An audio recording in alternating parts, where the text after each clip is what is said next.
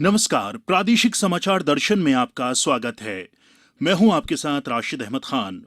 केंद्र और राज्य सरकार द्वारा विभिन्न योजनाओं के माध्यम से प्रदेश में असंगठित क्षेत्र के श्रमिकों और युवाओं को रोजगार के अवसर उपलब्ध कराए जा रहे हैं। आज के इस अंक में हम बात करेंगे इन्हीं पर केंद्रित विभिन्न गतिविधियों पर। आइए शुरुआत करते हैं इस अंक की।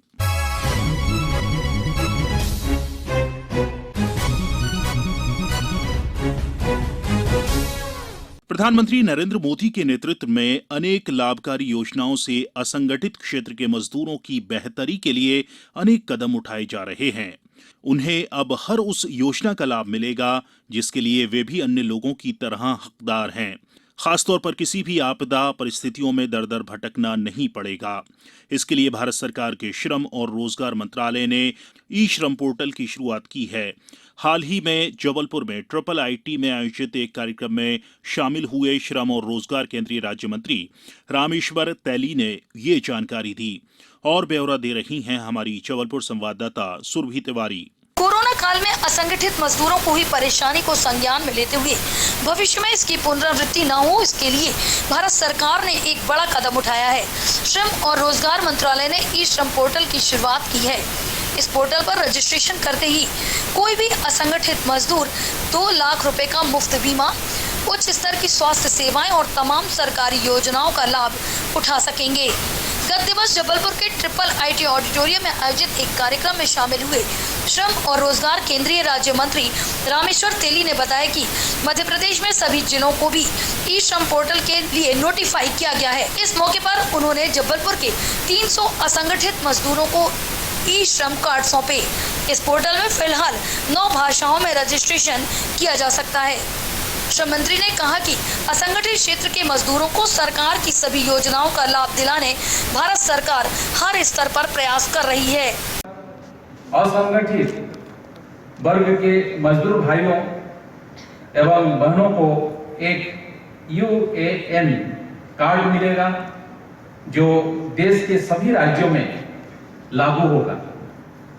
पंजीकरण करने पर श्रमिक भाइयों और बहनों को अपनी तरफ से कोई पैसा भी खर्च नहीं करना पड़ेगा।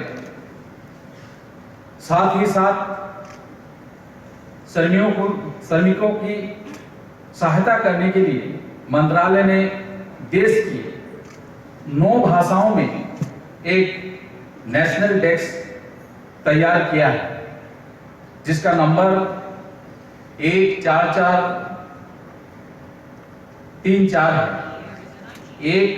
14434 है।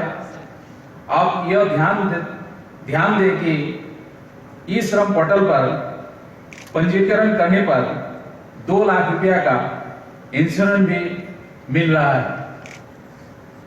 इस पोर्टल पर अभी तक करीब 1 करोड़ लोगों ने अपना पंजीकरण करवा लिया है। इस पोर्टल से प्राप्त डाटाबेस विभिन्न क्षेत्रों में काम कर रहे श्रमिकों के लिए सरकार द्वारा जन कल्याणकारी योजना के निर्माण में सहायक होगा।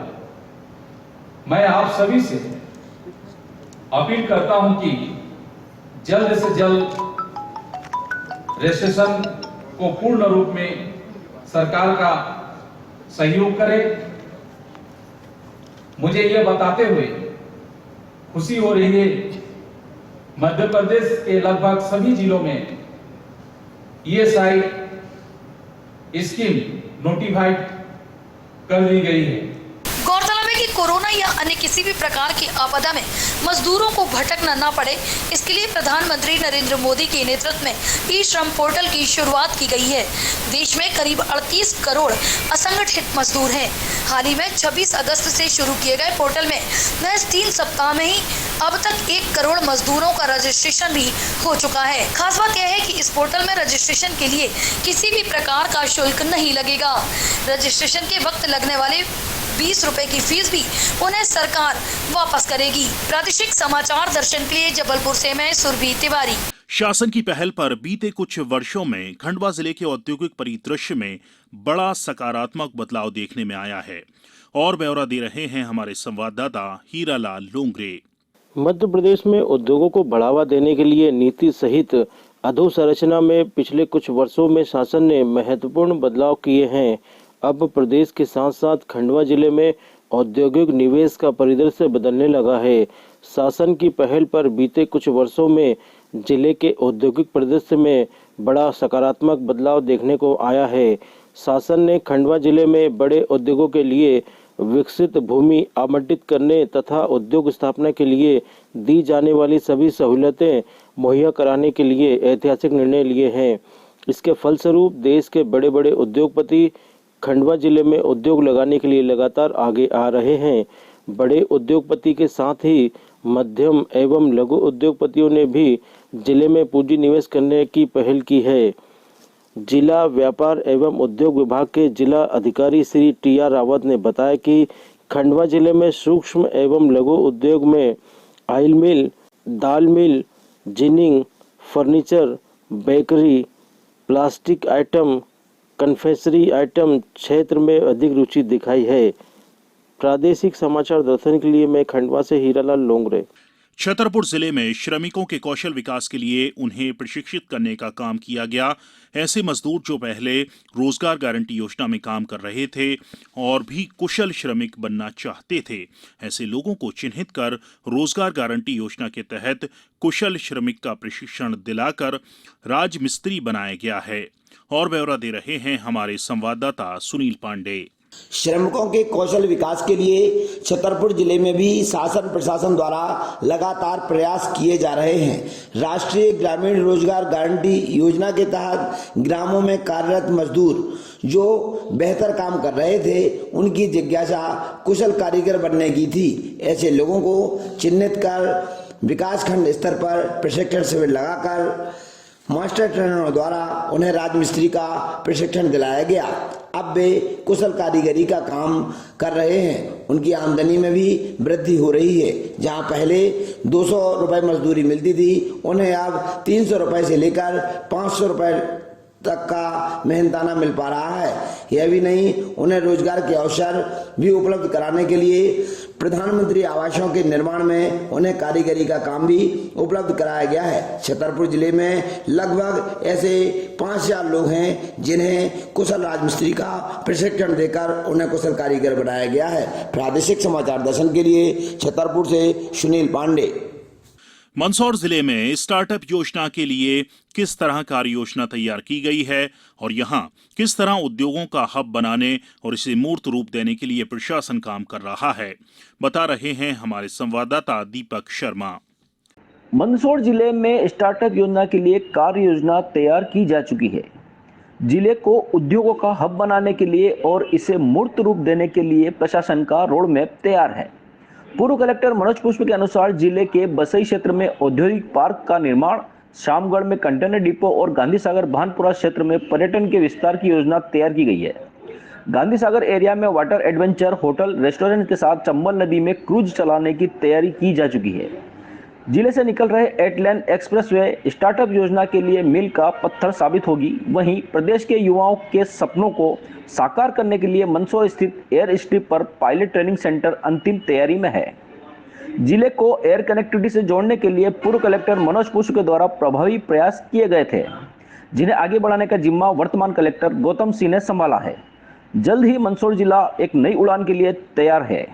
गांधी सागर में वाटर स्पोर्ट्स और एयर स्पोर्ट्स दोनों को शुरू करने की जो प्रक्रिया है वो काफ़ी आगे बढ़ गई है और जो कंसेशनायर हैं वो आ गए हैं और उस इलाके को वो जो चीज़ों को इकट्ठा कर रहे हैं। तो हम लोग आने वाले कुछ दिनों में गांधी सागर और उसके आसपास इस तरह की एक्टिविटीज एक्सपेक्ट कर रहे हैं कि शुरू हो जाएगा।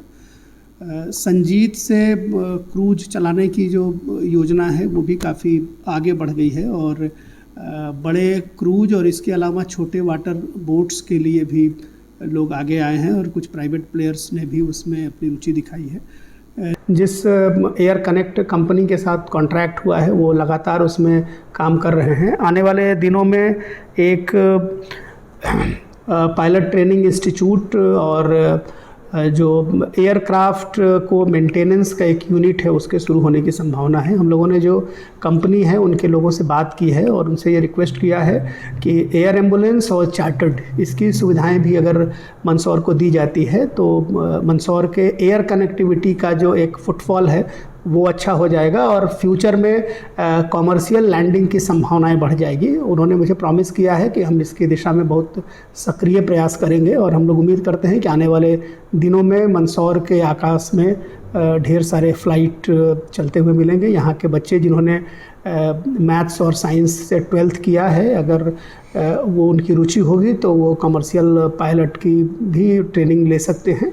और जो मैप है मध्य प्रदेश का, उस एयर मैप पर हमारी कोशिश ये है कि मंदसौर को जल्दी से जल्दी कनेक्ट किया जाए। प्रादेशिक समाचार दर्शन के लिए मंदसौर से मैं दीपक शर्मा। खरगोन जिले में भी महिलाएं अब उद्योग के क्षेत्र में आगे आ रही हैं। खरगोन जिले के कसरावत में हैंडलूम के क्षेत्र में महिला उद्यमी सीमा मिश्रा ने अपनी अलग पहचान बनाई है।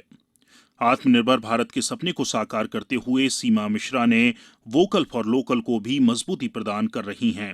महेश्वरी साड़ी के निर्माण के साथ ही वे हथकरघा के क्षेत्र में दिन प्रतिदिन प्रगति कर रही हैं। खास बात यह है कि सीमा अब अपने उद्योग के माध्यम से 407 बुनकरों को भी उन्होंने साथ जोड़ा है, जिनमें करीब 280 महिलाएं शामिल हैं। सफल उद्यमी के लिए सीमा मिश्रा को एंटरप्रेन्योरिंग वीमेन ऑफ द ईयर 2021 से केंद्रीय मंत्री नितिन गडकरी भी सम्मानित कर चुके हैं। सीमा मिश्रा से बात की हमारे संवाददाता आशुतोष पुरोहित ने।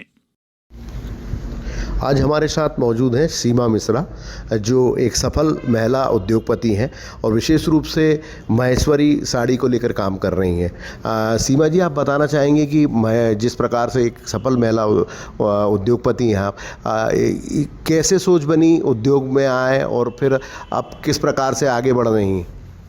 नमस्कार। सबसे पहले तो धन्यवाद मुझे इस शो में आमंत्रित करने के लिए। मैं ये बताना चाहूँगी कि मैं एक ट्रेनर थी, मिनिस्ट्री सर्टिफाइड ट्रेनर हूँ, कॉलेज में पढ़ाती थी और ये उद्योगपति बनना एक चॉइस थी। महिलाओं के लिए, जॉब करने वाली महिलाओं के लिए बहुत कन्फ्यूजन वाली स्टेट होती है, बिकॉज उन लोगों को फैमिली को भी सपोर्ट करना होता है, लेकिन अगर उनके अंदर क्वालिटी है तो उन्हें आगे भी बढ़ना होता है और यूज़ करना चाहिए उस क्वालिटी को, क्योंकि अगर एक महिला स्मार्टली बाहर वर्क करती है, डेवलप होती है, तो वो नेक्स्ट जनरेशन को भी डेवलप करती है, अपने बच्चों को भी वो वैसे संस्कार देती है। तो इन्हीं चीज़ों को देखते हुए उद्योगपति तो हमारे फैमिली से कोई भी नहीं है। मैं फर्स्ट जनरेशन एंटरप्रेन्योर हूँ अपने पूरे फैमिली में।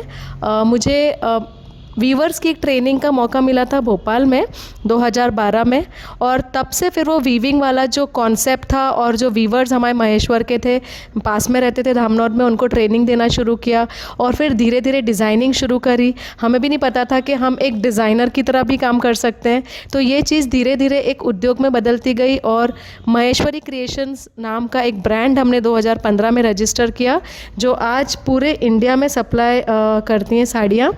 हम लोगों ने शुरुआत 6 दुपट्टों से करी थी और आज हम लोग कम से कम 600 साड़ियाँ महीने की बेच रहे हैं इस ब्रांड के माध्यम से।